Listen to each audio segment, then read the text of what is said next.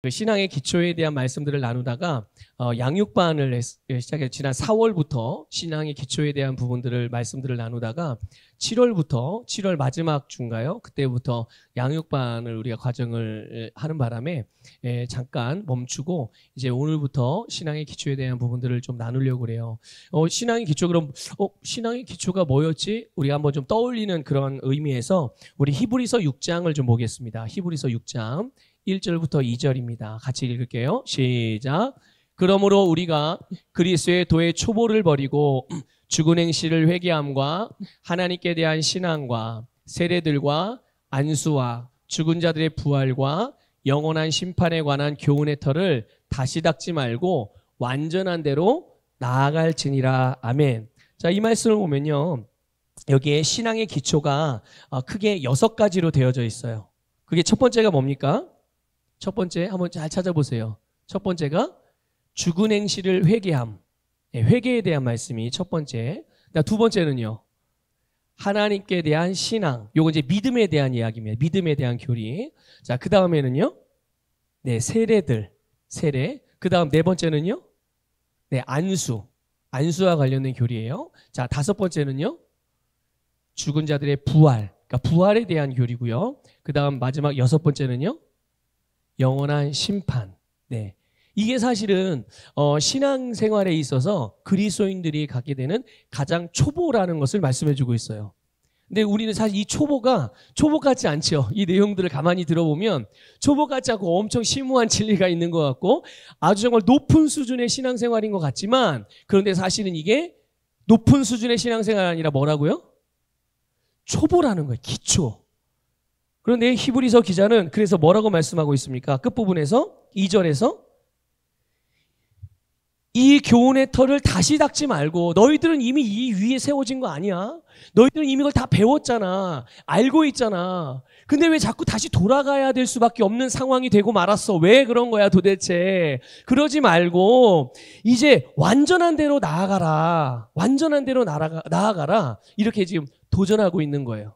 그런데 우리가 그래서 그러면 신앙의 기초에 대한 교리들이 뭔지를 좀 딱딱하고 그런 부분이 있긴 하지만 그래도 이런 우리가 건물을 지을 때도 그렇잖아요. 건물을 지을 때도 기초를 튼튼히 기반을 튼튼히 하고 튼튼한 기둥들을 세워놔야 그 위에다가 건물을 모양도 만들고 이런 모양 저런 모양 만들고 내가 원하는 그런 모양의 건물을 짓고 났을 때 그때야 비로소 어떤 비바람이 불고 심지어 지진이 일어나도 흔들림이 없이 무너짐이 없이 금 가는 것이 없이 잘 지켜질 수 있고 유지될 수 있는 것이란 말이죠. 근데 우리 신앙생활도 그런 거예요. 기초가 튼튼하지 않으면 어느새 비바람이 불면 쓱 무너지고 말거든요.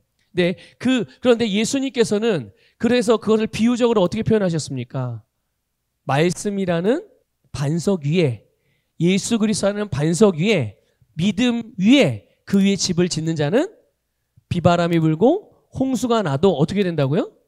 무너지지 않는데 모래 위에다 지은 집은 어떻게 되죠? 모래 위에다 지으면 그냥 작은 비만 하고 그냥 약한 바람만 불어도 막 흔들리다 결국은 무너지게 된다. 그런데 그러면 예수님께서 말씀하셨던 그 말씀 우리의 인생이라는 집을 그 튼튼한 반석 위에 지을 수 있는 그 반석, 예수님 말씀하신 반석, 그게 말씀이기도 하고 예수 그리스도이기도 하고 믿음인데 그 내용이 뭐냐는 거죠. 그 내용이 바로 이런 내용인 거예요.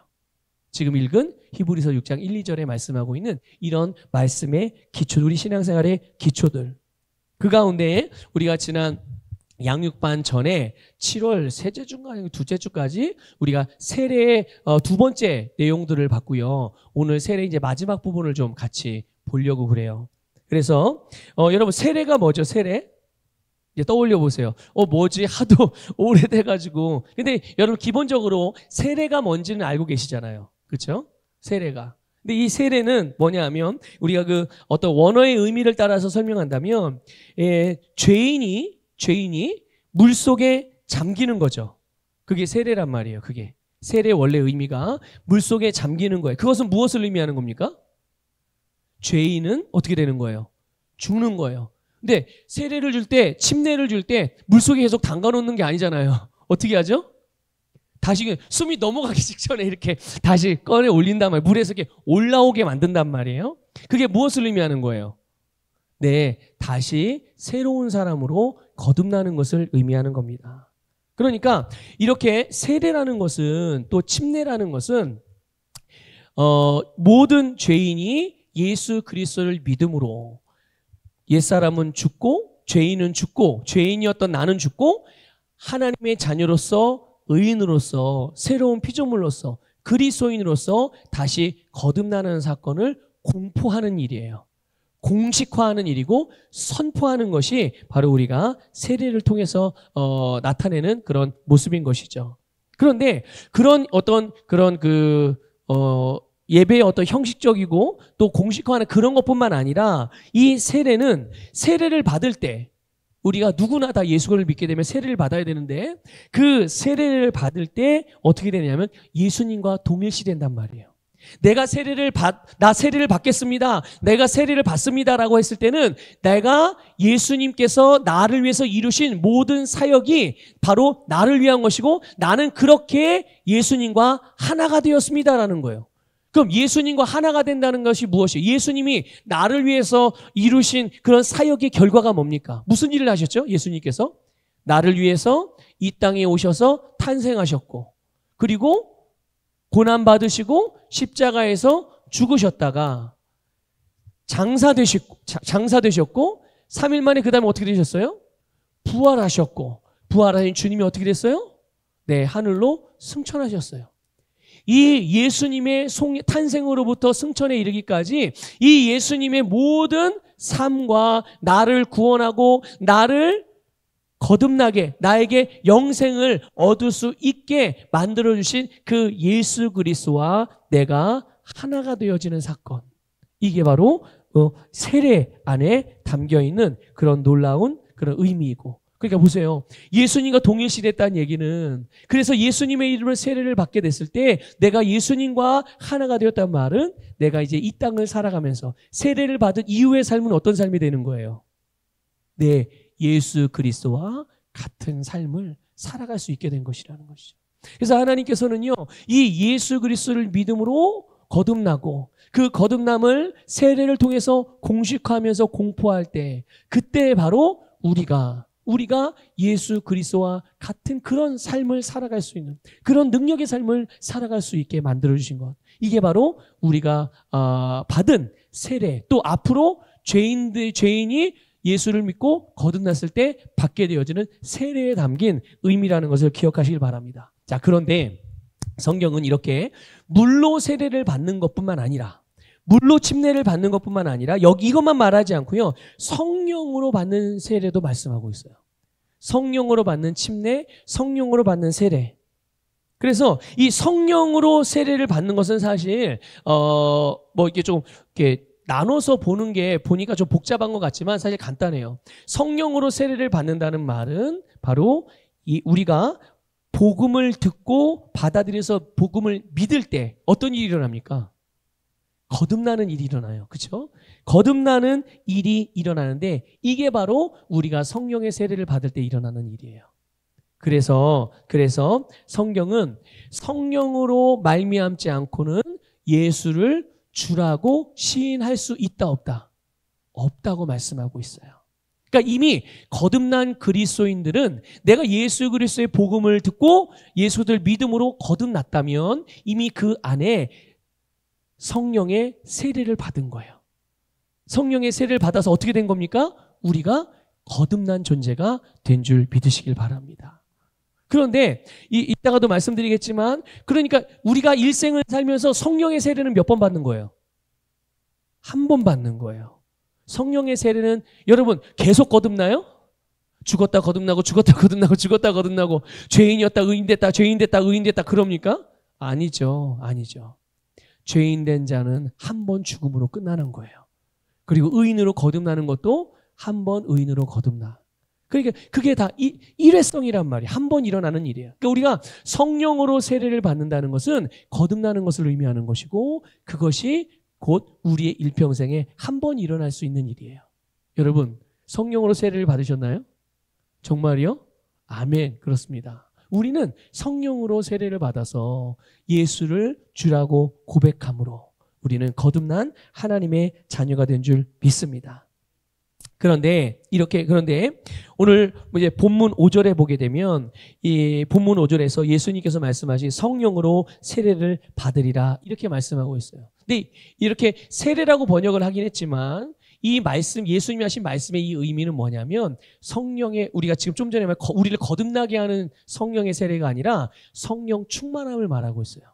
그런 의미로 말씀하신 거거든요. 그래서 그래서 이 말씀을 듣고 제자들이 어떻게 했죠? 기다리라고 그랬으니까 예루살렘을 떠나지 말고 기다려야 되겠다. 그래서 어디서 기다렸어요? 네, 마가의 다락방. 예루살렘에 있던 마가의 다락방에 가서 함께 합심으로 기도에 전념하고 있을 때. 그래서 예수님이 하신 말씀을 붙들고 우리가 성령을 기다립니다. 성령의 충만함을 기다립니다. 그리고 기도하고 있을 때 정말 예수님께서 말씀하신 그 오순절 날에 바로 성령께서 그들에게 충만하게 임하신 것을 우리는 확인할 수가 있는 거예요. 그런데요, 그 성령의 충만함을 받는 것은 성경에서 여러 가지로 표현하고 있어요. 그 중에 이제 가장 빈번하게 나타난 그런 표현들은 뭐냐면 성령 충만이라고 직접적으로 이렇게 말씀하고 있는 부분들도 있고, 그리고 성령을 마신다라고 표현되어져 있는 부분들도 있어요. 이게 다 성령 충만을 받는 것을 의미하는 거예요. 또 그냥 성령을 받는다라는 표현으로도 되어져 있어요. 사실은 성령을 받는다라는 표현이 가장 많이 기록되어져 있어요. 근데 이게 대부분은 성령의 충만함을 말하는 거거든요. 그러니까 보세요. 성령을 받는 것과 관련해서 성경은 두 가지 차원을 말씀하고 있는 거죠. 그래서 성령의 세례를 받을 때 뭐와 연결된 거예요? 뭐와 관계된 거예요? 바로 거듭나는 것. 다시 말하면 하나님의 생명으로 거듭나는 것. 내가 영생을 소유하는 것과 관련이 있고, 또 하나 성령을 받는다라는 것 또 하나의 차원에서는 어떤 차원이에요? 성령의 충만함을 받고. 그럼 성령의 충만함을 받으면 어떤 일이 일어나는데요? 어떤 일이 일어납니까? 성령 충만함을 받으면. 여러분 좀 전에 읽었잖아요. 우리 본문 말씀 8절에서. 성령의 충만함을 받으면 어떤 일이 벌어져요? 권능을 받는다고 그랬어요. 바로 그리스도의 능력 있는 삶을 말하는 거예요. 능력과 관련된 부분들. 성령을 받는다라는 것은 이렇게 두 가지, 생명을 얻는 것과 능력을 받는 것, 이 두 가지 차원으로 성령을 받는 것에 대한 말씀이 기록되어져 있는 거예요. 그래서 우리 마태복음 1장 18절을 보게 되면요, 이런 말씀이 있어요. 같이 읽어볼게요. 시작. 예수 그리스도의 나심은 이러하니라. 그의 어머니 마리아가 요셉과 약혼하고 동거하기 전에 성령으로 잉태된 것이 나타났더니. 자, 요셉과 마리아가 동거하기 전에 마리아가 누구를 통해서 잉태했어요? 네, 성령을 통해서 잉태하게 된 거야. 성령으로 말미암아 생명이 오게 된 거죠. 그게 누구 생명? 누구예요? 그게 누구? 그게 바로 예수님이란 말이죠. 그래서 예수님은 성령으로 잉태되셔서 바로 우리와 동일한 거듭난 우리가 가지고 하나님이 우리에게 주신 생명, 그 영생을 가지고 계셨다는 것을 믿으시길 바랍니다. 그래서요, 요한복음 1장 4절에 그의 안에 예수 안에 생명이 있었다라고 표현하고 있어요. 이 생명이 무엇으로 말미암은 생명이에요? 누가 가져온 생명? 성령님이 가져다 주신 생명. 성령으로 말미암은 생명이에요. 자, 그런데요, 이런 예수님에 대하여 누가복음 4장 1절에는 뭐라고 말했냐면 예수님께서 성령의 충만함을 입었다라고 기록하고 있어요. 그러니까 성령으로 잉태된 것은 바로 성령으로 말미암아 생명을 가졌다는 뜻이고요.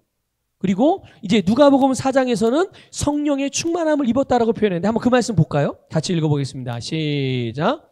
예수께서 성령의 충만함을 입어 요단강에서 돌아오사 광야에서 40일 동안 성령에게 이끌리시며. 아멘. 자, 이 일은 예수님이 이렇게 성령의 충만함을 입은 이 사건은 어떤 일과 어떤 그 사건과 연결되는 일이냐면요, 바로 예수님이 세례 요한으로부터 세례받을 때 그 세례받은 사건 바로 다음에 일어난 것이 지금 읽은 바로 누가복음 4장 1절에 예수님이 성령으로 충만함 받아 광야에서 사단에게 시험받는 그런 내용으로 이어지는 거예요. 자, 그러면 예수님의 세례 요한으로부터 물로 세례를 받았거든요.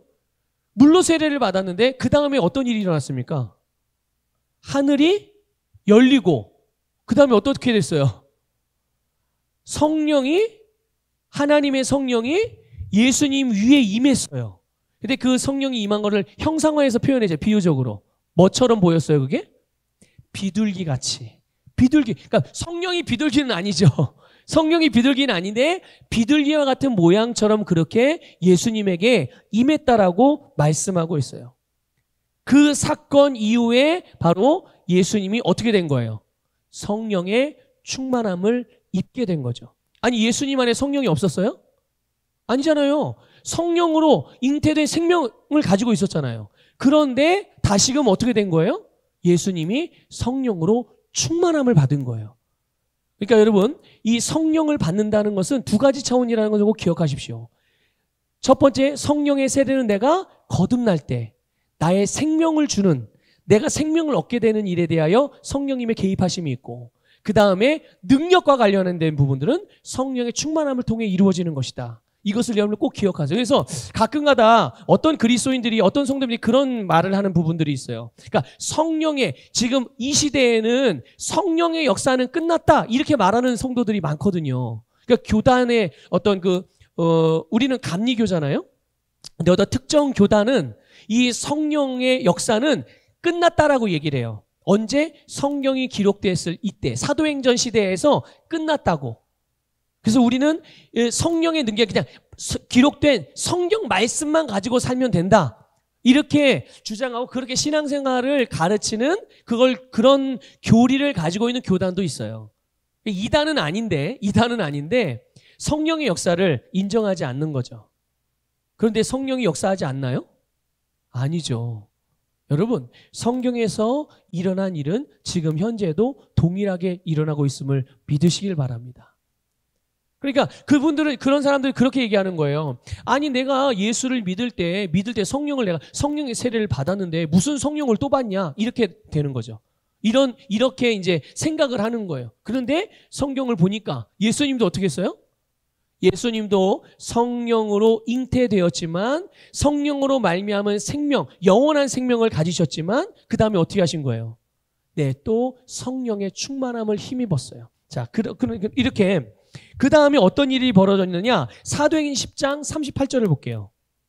이 예수님이 성령의 충만함을 받고 이제 그 다음에 어떤 일을 했는지를 사도행전에서는 이렇게 기록을 하고 있는 거예요. 그러니까 예수님이 성령의 충만함을 받은 다음에 행했던 일들에 대하여 이렇게 말씀하고요. 같이 읽어볼게요. 시작.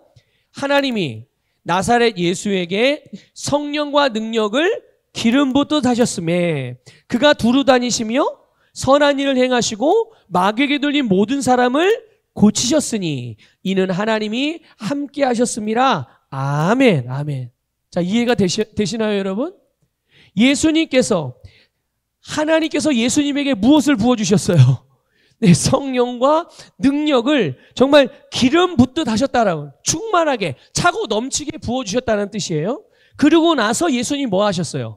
그렇게 성령의 충만함을 힘입고 나서 그 다음에 선한 일, 예수님이 행하셔야 할 모든 선한 일을 행하셨고, 그리고 마귀로 인하여 병든 자들을, 또 마귀에게 눌린 자들을 고치시고 치유하시고, 이 모든 일들을 성령의 충만함을 받으신 이후에 행했다는 것은 여러분, 우리가 굉장히 주의하고 주목하고, 그래서 우리는 그것을 본만든 자들이 되어야 될 줄 믿습니다.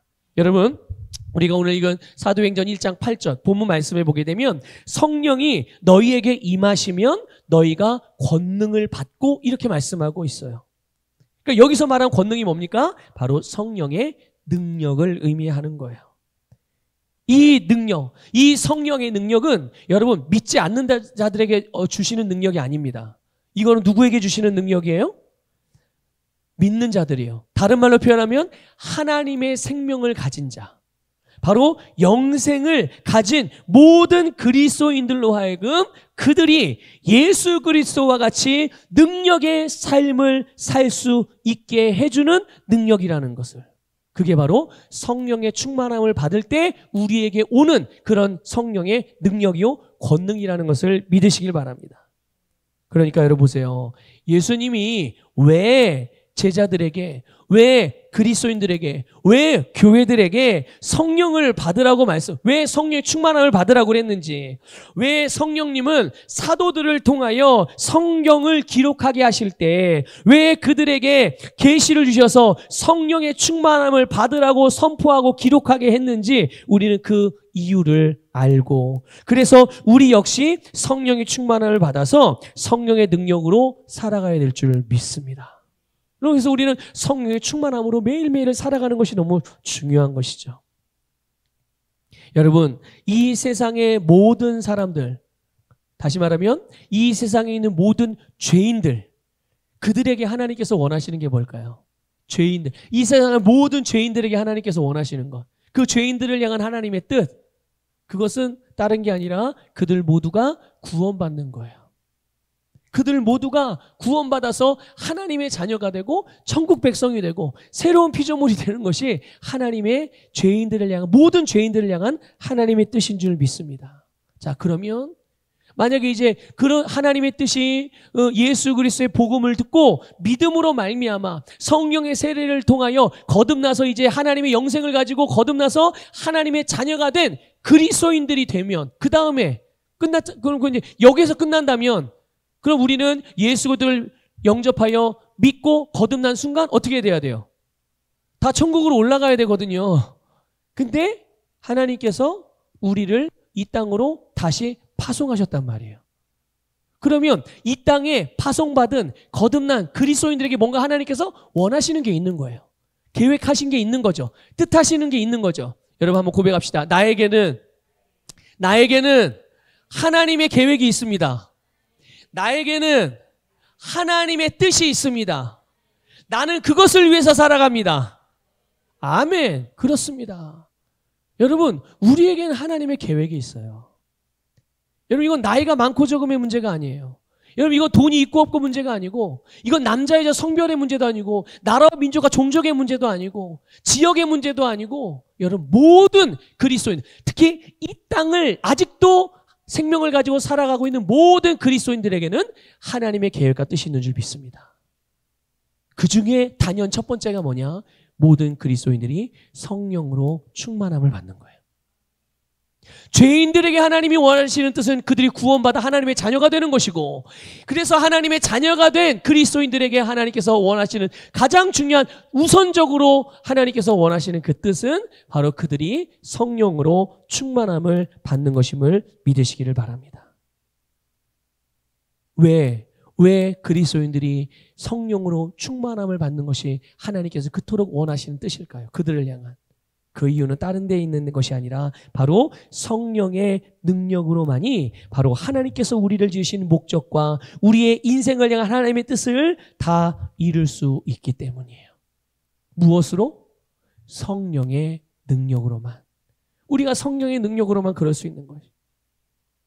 그래서 온 세상을 향한 하나님의 뜻을 이룰 수 있는 그런 놀라운 능력, 그게 바로 성령의 능력으로 이룰 수 있는 거거든요.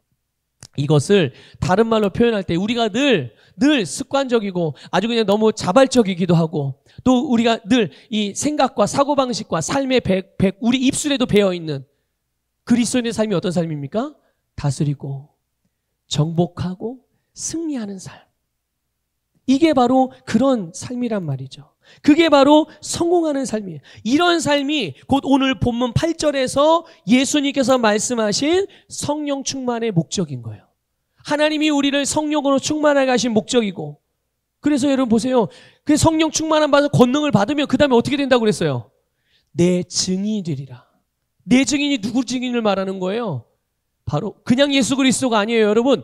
부활하신 예수 그리스도예요. 부활하신, 지금도 살아계신, 지금도 우리와 함께 계신, 지금도 우리를 구원하시고, 지금도 우리를 새롭게 하시고, 지금도 온 세상을 구원하고 계신 바로 살아계신 부활하신 예수 그리스도의 증인. 바로 그 예수 그리스도의 부활을 증거하는 그 증인으로 사는 삶을 바로 살아갈 수 있는 능력, 그것이 바로 성령의 충만함을 통하여, 그 성령 충만함 받아서 성령의 능력으로 우리가 살아갈 때 우리는 그것을 이루어갈 수 있는 줄 믿습니다. 그러니까 여러분, 성령의 충만함은 여러분 위로부터 오는 거예요. 하늘로부터, 영적인 세계로부터 우리에게 부어지는 것임을 믿으시길 바랍니다. 그래서 우리는 이 성령의 충만함을 받아서, 그러니까 성령 충만함을 이 성령으로 가득하게 되는 거잖아요. 그러니까 차고 넘치는 거를 말하는 거예요. 어떻게 표현할까요? 만약에 그 표현한다면 우리가 이제 그 수영장이나 그러면 물속에 풍덩 들어가 잠수하잖아요. 그러면 온통 내 사방은 다 머리로 더 뒤덮여 있어요. 물로 뒤덮여 있는 거잖아요. 그런 것처럼 성령의 충만함이 바로 그런 거예요. 성령의 충만함을 받는다는 것이 성령 안으로 이게 훅 들어가는 것. 아니면 또 우리 안에 성령으로 가득해서 우리의 모든 것이 성령의 인도를 받고 성령의 영향으로 다스림을 받는, 이게 바로 성령의 충만함이거든요. 그런데 여러분, 성경을 보게 되면요, 이렇게 성령의 충만함을 받은 사람들에게 그 증거가 나타나요. 그 증거 중에 대표적인 것이 바로 방언을 말하는 겁니다. 성령의 충만함을 받은 사람들이 여러분에게 나타나는 가장 우선적인, 또 가장 중요한, 아주 특징적인 그런 증거가 방언을 말하는 것이거든요.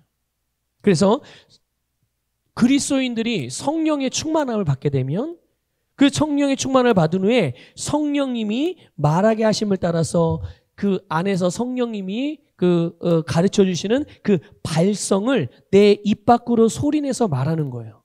그러니까 여러분, 방언을 말하려면 나도 방언을 말하고 싶은데, 방언의 은사를 받고 싶은데, 나도 방언으로 기도하고 싶은데 왜 저는 안 되죠? 이렇게 생각하시는 분들이 있다면 두 가지를 점검해야 돼요. 뭘 점검해야 될까요? 하나는 내가 예수 그리스도를 믿고 거듭났는지, 그걸 먼저 점검해야 돼요. 그게 안 되면 이미 아직 태어나지도 않았기 때문에 불가능한 일이죠. 그럼 나는 예수 믿고 거듭났는데요? 자, 그럼 두 번째 점검할 게 있어요. 그게 뭘까요? 내가 성령의 충만함을 받았는지. 왜냐하면 방언의 성령으로부터 오는 은사이고, 성령의 충만을 받은 사람들에게는 누구든지 나타날 수 있는 성령의 충만함의 증거거든요. 그렇기 때문에 성령의 충만을 받은 사람이라면 누구든지 방언으로 말할 수 있는 거예요.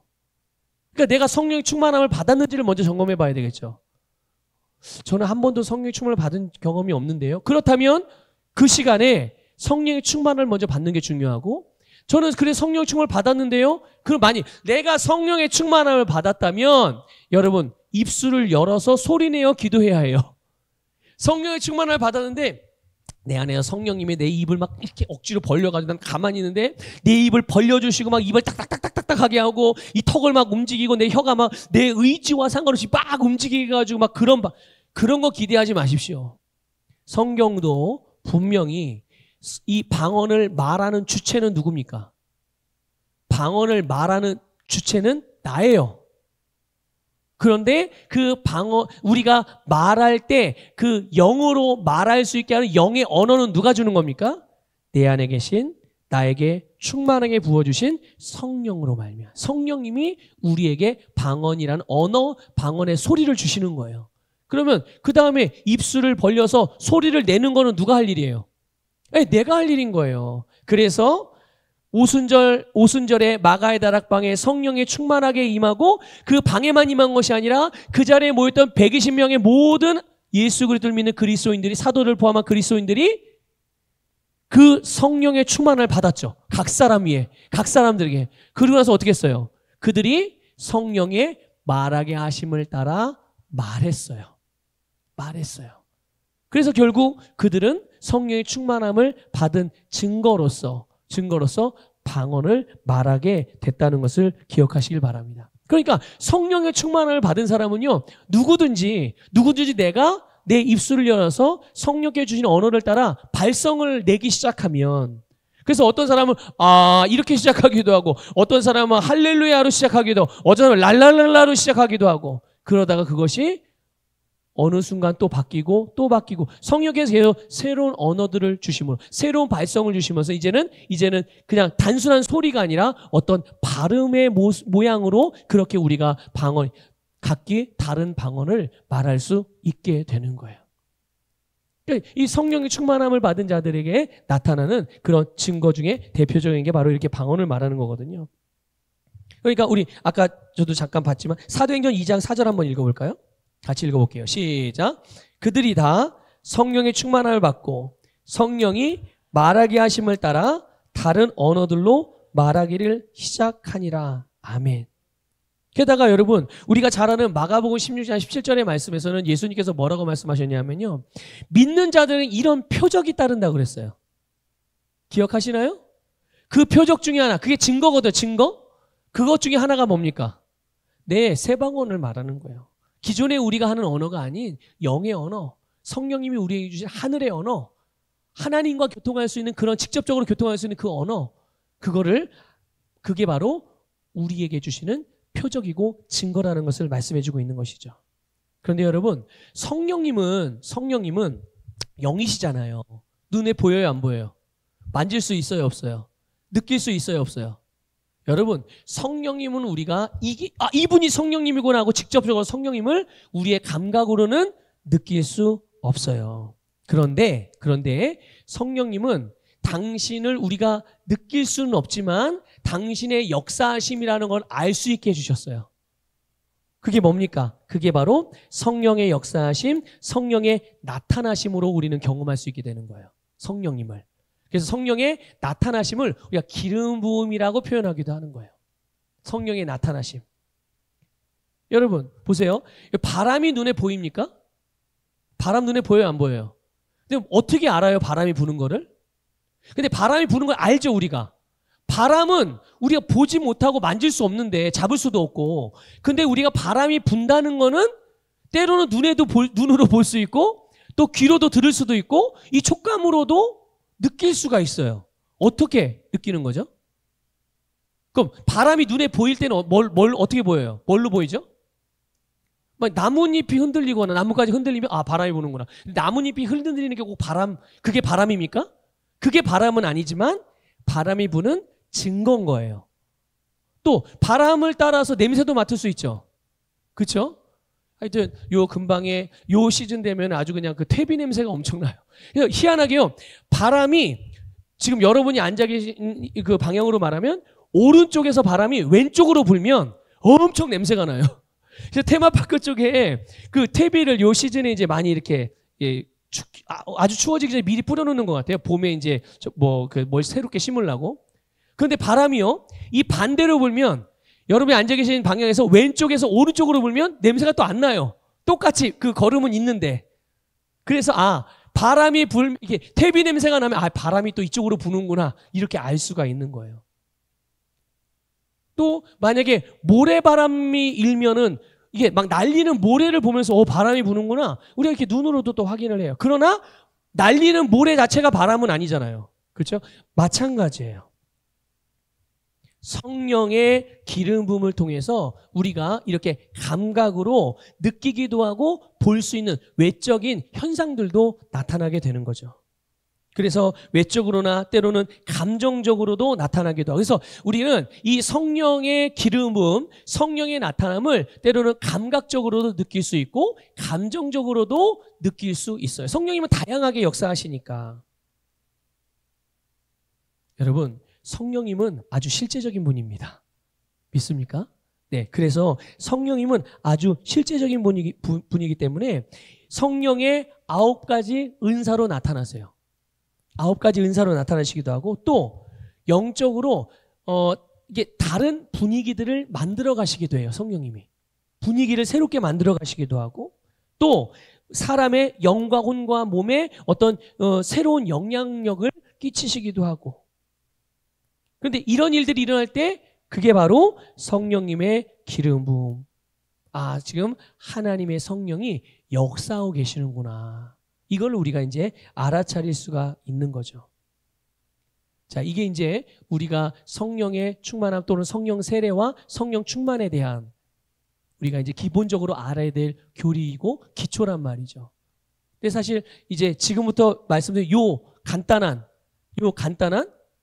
한 3, 4분 정도만 말씀을 드려요. 이 부분이 사실은, 그러면 교리는 그렇다면 우리가 그러면 이 성령의 세례와 또 성령의 충만함에 대한 기본적인 교리를 통해서 우리는 어떻게 적용을 하고, 오늘 이 시대를 살아가는 그리스도인에서 나는, 또 우리 교회는, 모든 그리스도인들은 어떻게 이 말씀을 적용하고 살아가야 될까, 이 부분에 대해서 잠깐 간단하게 말씀을 드릴게요. 여러분, 많은 그리스도인들이요, 예수님을 믿고 또 믿음으로 사는 일, 그것을 잘하고 싶어 합니다. 정말 믿음으로 모든 삶을 승리하고 싶고, 믿음으로 모든 삶을 다스리고 싶고, 믿음으로 모든 삶을 정복하고 싶어요. 그런데 이런저런 이유로 어려움을 겪어요. 하나님의 자녀로서, 새로운 피조물로서, 그리스도인으로서 정말 그렇게 답게 살고 싶은데 여러분, 성령의 충만함을 받으시기를 축복합니다. 어떻게 그런 삶을 살아갈 수 있냐고 묻는다면, 오늘 본 말씀에서 우리에게 말씀해 주신 대로 성령의 충만함을 받음으로 여러분, 하나님의 능력, 성령의 능력으로 여러분의 믿음의 삶을 살아가시기를 축복합니다. 그래서 성령으로 충만하는 게 뭡니까? 내 심령이 성령으로 충만해져서 우리의 혼과 우리의 몸이 성령으로 충만한 우리의 영의 다스림을 받는 거예요. 내 영의 성령 충만, 내 영의 다스림을 받는 겁니다. 내 영이 말씀에 반응하는 대로 내 혼적인 생각도 그렇게 똑같이 반응하고 내 몸의 감각도 그렇게 똑같이 받게 되는 것이 성령 충만한 삶이란 말이죠. 이렇게 우리가 영으로 기능하는 삶이 잘 이루어질 수 있는 비결, 그게 바로 성령으로 충만함을 받으면 이루어질 수 있는 일이에요. 그러니까 여러분, 예수 그리스도의 부활의 증인으로서 정말 능력 있는 승리하는 그리스도인으로 살아가기를 원하는 모든 그리스도인들은 성령의 충만함을 받는 것이 너무나도 필수적인 요소인 거예요. 우리 서북교회 모든 성도님들, 또 함께 온라인으로 예배드리는 모든 분들이, 이 말씀을 듣는 모든 분들이 성령으로 충만함을 받기를 주님의 이름으로 축복합니다. 그래서 사도 바울도 에베소 5장 18절에서 성령의 감동으로 이렇게 말씀하고 있어요. 오직 성령으로 충만함을 받으라. 오직 성령으로 충만함을 받으라. 다른 것으로 충만함 받지 말라는 거예요. 다른 게 뭐예요? 술, 세상 것, 세상에 속한 것들, 마귀가 주는 것들, 감각에 속한 것들, 이런 것들이 아니라 이런 영향을 받지 말고 오직 무엇으로? 오직 성령으로만 충만함을 받으라는, 오직이라는 건 딱 그것만이라는 거잖아요. 그 하나가 뭐예요? 네, 성령님. 그래서 이 성령의 충만함을 통해서, 충만함을 받음으로 성령님께서 우리의 혼과 몸에까지 영향을 미쳐서 우리의 느낌, 또 우리의 감정, 우리의 판단의 기준, 선택, 행동, 모든 것을 성령의 인도를 받는, 이걸 다른 말로 표현하면 성령님이 여러분의 삶에 주도권을 가질 수 있도록 성령님께 나를 내어드리는 그런 삶을 살아갈 수가 있는 것이죠. 아까 말씀드렸듯이 여러분, 성령의 세례는 일생 살면서 몇 번을 받아요? 네, 한 번 받는 거예요. 우리는 한 번 태어나는 거죠. 그럼 하나님의 자녀로 성령의 세례를 통해서 한 번 거듭났으면 그 다음에 성령 충만은요? 성령 충만은 지속적으로 받는 거예요. 지속적으로. 내가 예전에 어느 시점에 과거에 성령의 충만함을 받았던 기억이 있어요. 그런데 어느 정도 시간이 지나고 세월이 지나다 보니까 지금은, 또는 어느 시점에는, 그런데 여러분, 성령 충만 받았을 때 생각해 보세요. 그때 어떤 감격, 그때 감사, 담대함, 평안. 근데 성령의 충만함의 어떤 그 농도가 흐려지면 어떻게 되죠? 이런 기쁨과 감격과 담대함이 점점 사그라들어요. 그리고 그 자리를 뭐가 차지합니까? 분주함, 복잡한 생각들, 불안함, 걱정, 염려, 불안, 두려움, 이런 것들이 그 자리를 대신 차지할 수도 있단 말이에요. 그러나 여러분, 우리가 성령의 충만한 상태를 계속 유지하는 거. 어떻게 유지하죠? 성령 충만한 상태를 어떻게 계속 유지해요? 계속 성령의 충만함을 받는 거예요. 계속 성령의 충만함을 받는 것입니다.